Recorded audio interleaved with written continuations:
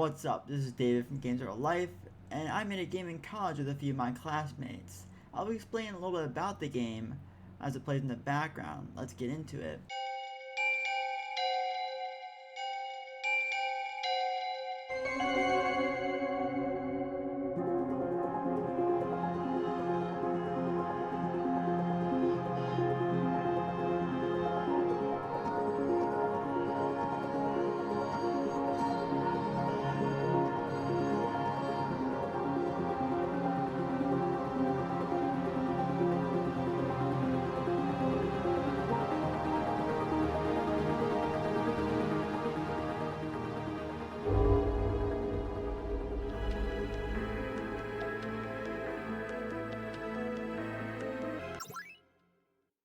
The game was inspired by the film The Cabinet of Dr. Caligari, and it was made in RPG Maker VX8.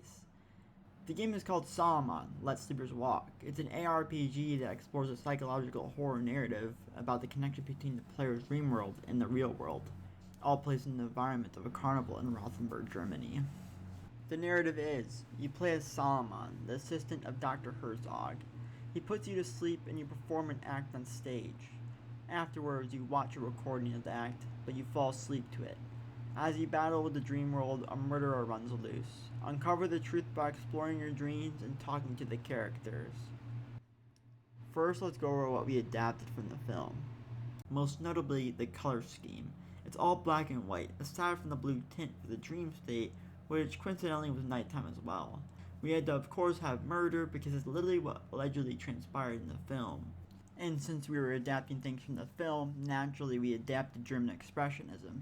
This is conveyed through dialogue and text expressing the inner psychological state of the player as they play through the game. Now for the development part. So the game was made by a team of 4, me being one of them. The workload was split horribly to say the least. It was positioned for one to do the art and everyone else to do a night level, skipping over everything else. It's like we were trying to build the ending of a game that didn't even start yet. The coding and workload would be handled individually per night/dream level, but in the end I had to help out a lot. I was originally only supposed to do a night level, but I ended up doing everything that wasn't being done. So let's go over what I did for the project. I built the narrative and created it all the way just before the ending that another teammate completed. I'll go in more detail why I didn't finish the narrative later on.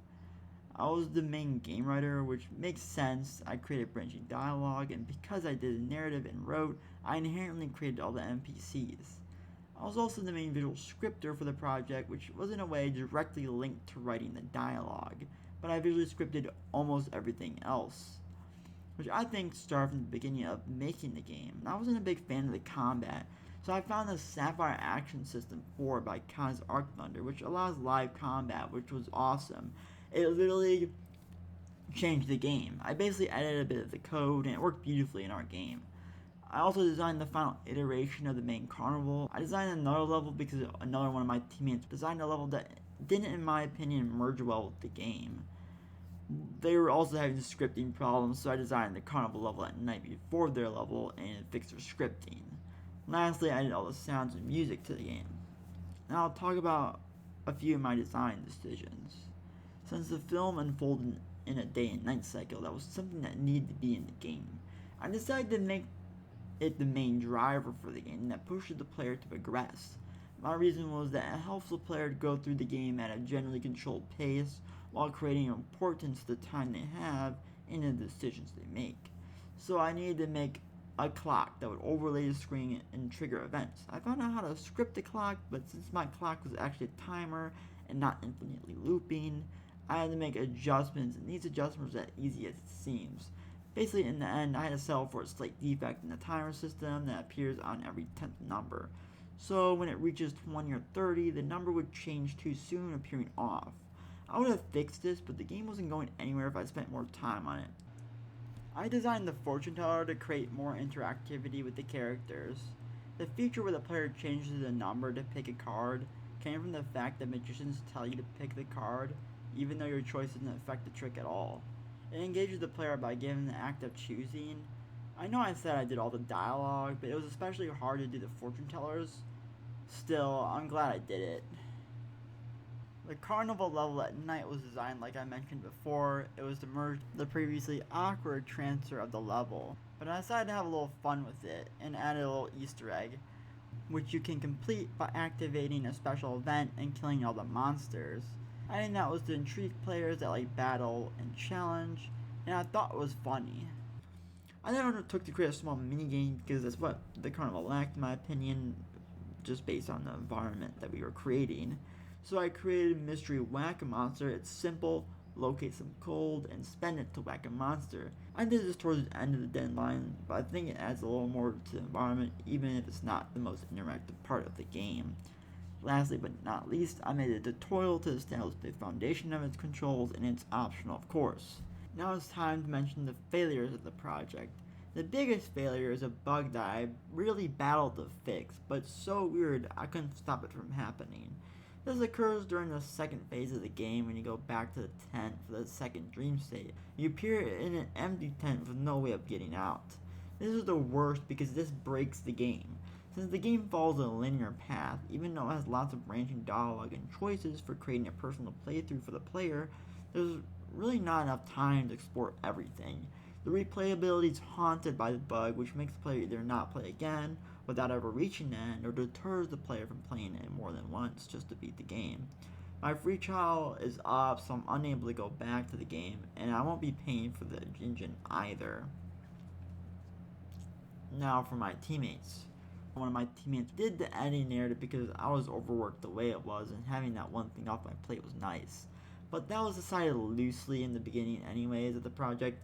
Like I said earlier, it was intended that everyone else did a night level, which implies someone would do the ending of the game. One thing that made it hard, the fact that they only did work in the game at 4 AM and crazy hours like that. They also never downloaded the newest project for the entire time they worked on their part, which was around 4 days before it was due, and it was a 24-day project. Another teammate completed the second dream level and the cover art.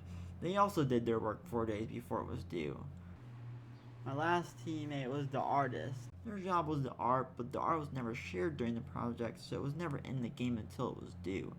They made the character profile pics using an editor available in the engine, and when I asked about certain characters' looks, they basically said they didn't have much intention in making the look of the characters, so I had to do some reassigning because, like I said, I created these characters, the dialogue, and I wasn't going to have them feel differently from what I intended them to be.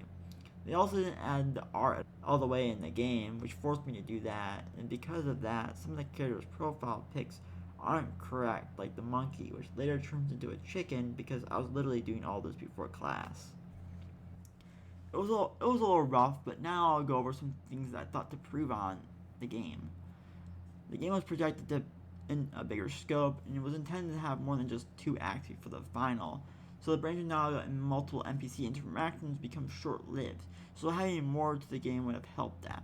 I think if I knew of the outcome, some of the dialogue would have been shortened though. I added an Easter egg where the player ignores all the murders and talks to a girl in the carnival. You'll get a restful sleep where you don't enter a dream world and sleepwalk.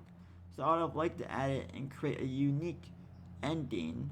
And going back to Whack-A-Monster, I thought of a more interactive feature where you pay to enter a carnival-like world where you fight the monster rather than clicking pay and the monster dying instantly. Lastly, I would like to have done a dream level outside of the one I did to support my teammates level, so I could have a little more fun with the dream world the player experiences. Well, that's the game and a little bit behind the scenes.